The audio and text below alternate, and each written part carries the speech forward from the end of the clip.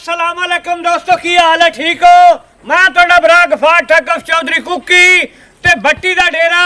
इस चैनल की शूटिंग हो रही है ते जिस डेरे ते शूटिंग हो रही है उस डेरे दा मालिक आ बैठे ते भट्टी साहब ये कौन कौन बैठे दसो जरा। ए जी मोहम्मद आजम मार साहब साडे वड्डे भाई और मेरे वड्डे भाई अजीत शाह साहब, मियां अमजद सुगेरा साहब, इन्हां दे तामन नाल इस डेरे दे उत्ते जनाब अज असीं भट्टी दे डेरे दी मुकम्मल लाहौर तो तशरीफ लैके आई पूरी टीम ते बड़ा मज़ा आया, बड़ा प्रोटोकॉल मिलिया, बहुत ही अच्छा लग्या सानूं इत्थे शूटिंग करके ते असीं सारे दोस्तां दा शुक्रिया अदा करने आ ते पाकिस्तान जिंदाबाद।